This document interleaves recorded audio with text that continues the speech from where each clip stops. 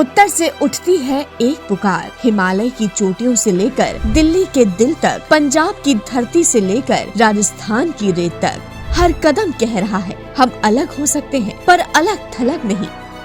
अपनी भाषा, अपनी वेशभूषा, अपना रंग रूप अलग हो सकता है मगर राष्ट्र एक था, है और रहेगा।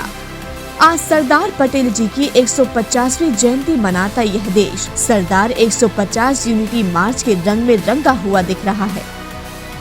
यूनिटी मार्च का ये नॉर्थ जोन भारत की विविधता को एक सूत्र में पिरोते हुए एक ऐसा सफर बन चुका है जो सरदार पटेल की उस लौ को फिर से जगा देता है जिसने भारत को एक धागे में बांधने का सपना देखा था।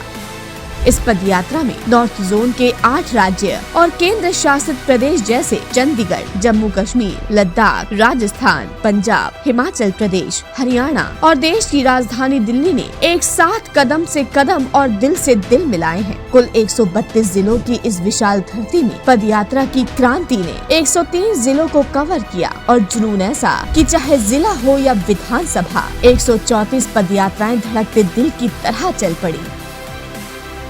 लोकसभा सीटों में भी ये जोश कहीं से भी कम नहीं रहा। 64 लोकसभा क्षेत्रों में भी इस दौरान सरदार पटेल की एकता के सुर गूंज रहे थे और जब पूरे नॉर्थ जोन में 2485 संस्थान जुड़ रहे थे तब समझ जाइए कि ये सिर्फ एक पदयात्रा ही नहीं बल्कि अब ये एक राष्ट्रीय यात्रा बन चुकी है।